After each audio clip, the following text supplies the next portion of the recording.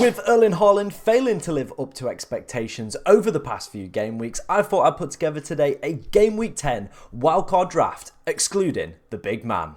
And starting off our no Haaland wildcard draft, we have gone for the goalkeeper pairing of Areola and Matt Turner. Arguably the two best goalkeepers that you can go for in the game at the current time of recording. I don't think there are any better picks with the fixtures coming up for these two. I spoke about it in my Game Week 10 normal wildcard video yesterday, but we're going to speak about it in today's video if you didn't see that one as well. Obviously, you're going to be playing Areola for quite a lot of the next kind of 5 to 6 fixtures. Looking at it, Everton, Brentford, Nottingham Forest, Burnley, Crystal Palace, Tottenham and Fulham. The Tottenham game, that's where this Matt Turner comes into play as well, as Matt Turner and Nottingham Forest take on Fulham in that week. They've also got Everton in the previous week, so if you didn't want to play the Crystal Palace fixture, you wanted to get that Everton one as well, Matt Turner does offer himself available, both at bargain bottom prices. Areola coming in at 4.2 and Matt Turner at 4.1. Obviously,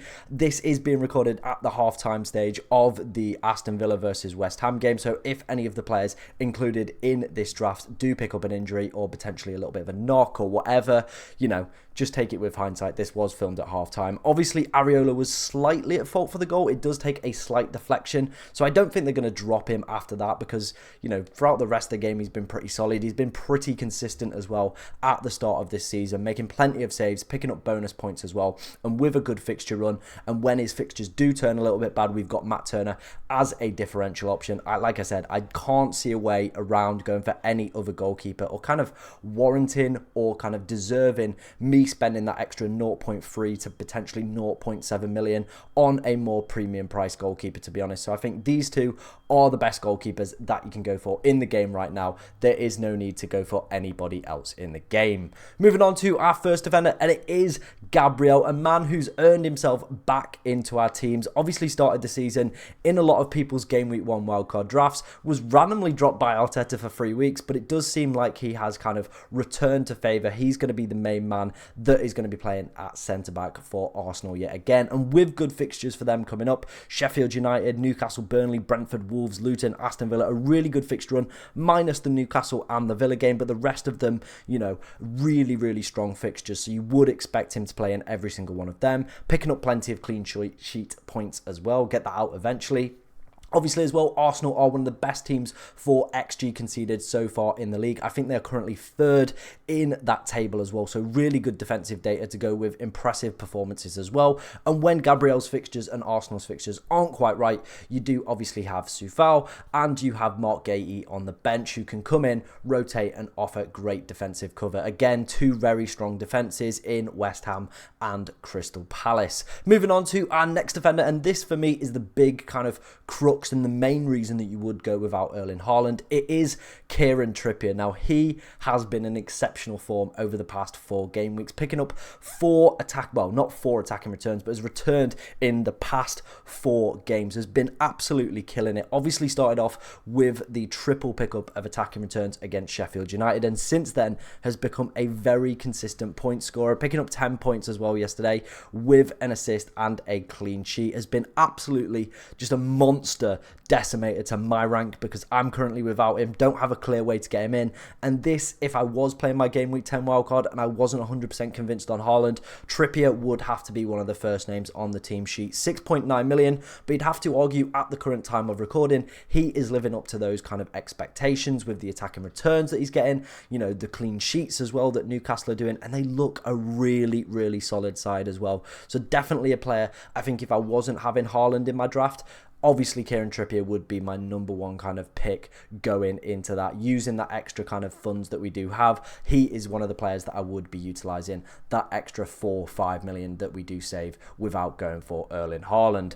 Finishing up, our final defender is going to be Matty Cash. Like we spoke about with West Ham, Aston Villa's fixtures are also immense. Luton, Nottingham Forest, Fulham, Tottenham, Bournemouth, a really, really good run. Matty Cash's goal has been one of the standout performers arguably so far this season. He's getting into plenty of attacking positions, has already had 1 mega haul as well so far this season, and honestly, the positions that this man gets himself into, it would not shock me if we do see another Matty Cash mega haul. Aston Villa as well have been a very convincing and promising side going forward, and Matty Cash is a key part of that. Very similar to what I said with Areola though. I am filming this at halftime during the West Ham Aston Villa game.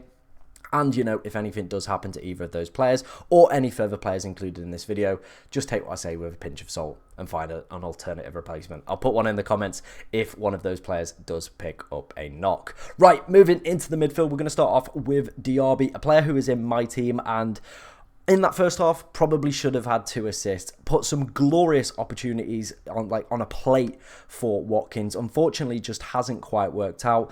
And you know what? I think he is due a mega haul. Obviously, another player that you potentially could go with is Matoma from Brighton. Obviously, their fixtures are really good for the next kind of 4 or 5. You're looking at Fulham, Everton, Sheffield United, Nottingham Forest. So if you didn't want to go for kind of the Villa double up or potential triple up that might or might not be included in this video, then I would suggest potentially going for Matoma. He would be the other player that I would look to include if I didn't want to go for Diaby. Obviously, I can understand it, but I think with these kind of next 4 or 5 for Aston Villa then being such a strong attacking unit as well, and Diaby and Watkins link-up play being so strong, I do think it is definitely worth having him and potentially Watkins. We'll get onto him a little bit later. Right, moving on to our next midfielder, it is Jarrod Bowen. Again, very similar situation to the other players included. If he is injured, do take this one with a pinch of salt. West Ham's fixtures, arguably some of the best in the league for the next kind of 6, 7. Everton, Brentford, Nottingham Forest, Burnley, Crystal Palace, Tottenham and Fulham. Jarrod Bowen and James Ward-Prowse are key parts of that West Ham attack. Those were the only kind of 2 attackers that I potentially would be looking at. We do have Soufal on the bench. I think he is a really, really good option. But I think with lots of us having Areola and West Ham not being like, you know, like a very consistent defence at keeping clean sheets, it's not something I'm like, you know, overly kind of keen on a double up, to be honest. I put Soufal in there as like a potential option that you might want to consider, but I think if I was to go for any other West Ham players, it would be Jarrod Bowen, it would be James Ward-Prowse. So started the season exceptionally well, earning himself a call up back into that England side, and you know the attacking returns have been there so far for his owners, and you imagine with positive strong fixtures coming up for West Ham, he will start to get more returns and potentially get himself another England call up for those November internationals. Moving on to our next midfielder, and it is James Maddison, a player that a lot of us have owned and enjoyed owning at the start of this season. Let's be real, Spurs have been very exciting to watch. James Maddison has been a great asset to have in our sides. Very, very good. We've enjoyed the good fixture run that Spurs have had. It is starting to tail off. It's starting to become a little bit more patchy, and I definitely think over the next few weeks we are going to see a phasing out of Spurs players. Like I said, maybe you could even potentially just drop James Maddison completely and go for someone like Matoma, but I think for the next 2 to 3 fixtures, I still would have James Maddison, see how Spurs get on in these more difficult fixtures, see what kind of role him and Maddison and Son are playing, and then make your decision around what you want to do with James Maddison. But I think for the time being, I still would have at least one Spurs asset. Then after that, I would start to be looking maybe to switch it up a little bit, start to maybe bring in some Brighton ones with their good fixture run, and then maybe when Manchester City's and Chelsea's fixtures start to turn after 16, that is maybe where we look to take Maddison out for maybe someone like a Foden, something like that. You know, there's other options. Maybe you go double Arsenal with their fixtures turning really nice, maybe a bit of Martinelli in there, a little bit of spice, a little bit of culture. Maybe go for that triple up against Sheffield United. But, you know, we're sticking with Maddison for now, and he is going to make it into our team. Right, the next man is arguably the man that you mainly wildcarding for. Since game week 8, he has been on fire. It is Mohamed Salah, back to back triple, well, not as triple, it's double point hauls for Mo Salah.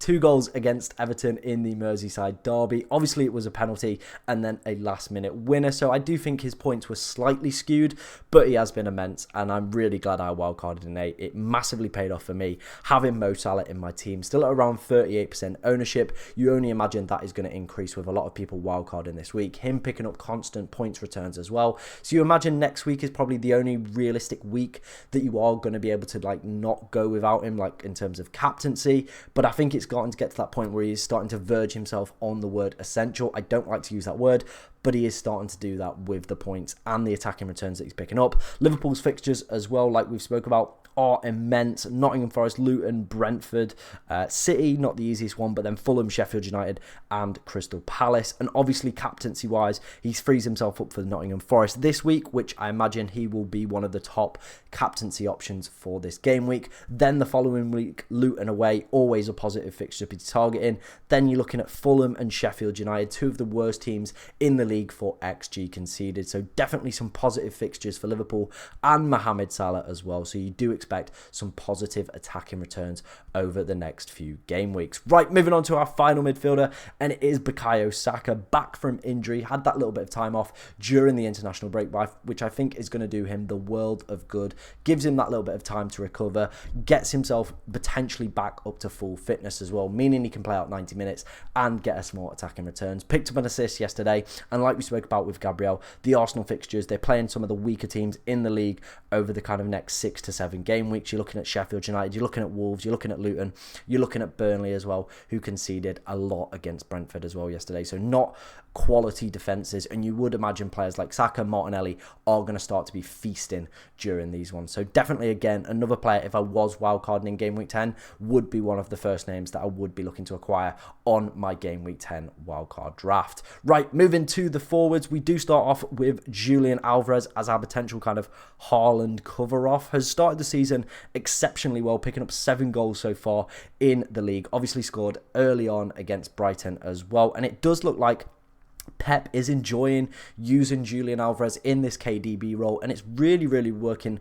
well for Julian Alvarez and Manchester City as a whole so far. Obviously, the fixtures aren't amazing for City over the next few. You're looking at Manchester United, Chelsea, Liverpool, Tottenham, you know, some real difficult fixtures in there. But then you've also got teams like Bournemouth, you've got Luton, so some great fixtures as well where you would want a player like Julian Alvarez on a normal team, never mind when you're trying to cover off Haaland as well. That Manchester derby as well isn't a fixture that I think I would be afraid of. Manchester United haven't been quality, you know, just scraping the past 2 results, very fluky kind of wins, but you know, they're still picking up wins, and that's the main thing. It's going to build a little bit of momentum going into the derby for them. City as well haven't looked overly convincing. Second half against Brighton, they let them back into that game, which is massively going to frustrate Pep Guardiola. So, you know, I definitely think the derby isn't the worst fixture to have a player and be playing them. Arguably, you've also got Darwin against Nottingham Forest on your bench if you wanted to switch him out and potentially go with him instead. Looked really good when he came on. I think he will start the next game. Obviously, didn't play the last game, mainly down to the fact that he was late back from international duty. So I think if you wanted to switch Julian Alvarez around for Darwin, I definitely think that is something that you potentially could do if you didn't fancy Julian Alvarez in the derby. Right, moving on to our final forward, and it is Ollie Watkins. Has picked up 3 attacking returns in his last 3 games. Obviously, this is at half-time during the Aston Villa game. He might have picked up even more, should have picked up even more as well if he could finish his dinner. But so far, an assist for him in that game, and you imagine the Luton game, he is going to be feasting. If Chris Wood can get a brace against Luton, I'm pretty sure anyone can score against them, to be honest. So yeah, very good for Ollie Watkins. Starting to get himself amongst the goals as well as picking up assists. Has been one of the highest point scorers so far this season. Obviously had his mega haul against Brighton, but you know, he's just constantly there amongst the goals, picking up points, and with good fixtures, I don't think there's too many other forward options that I'd be overly keen on as well. I think he would offer himself a great player to have in your team, and maybe and little cheeky little differential captaincy shout for game week 10, sorry.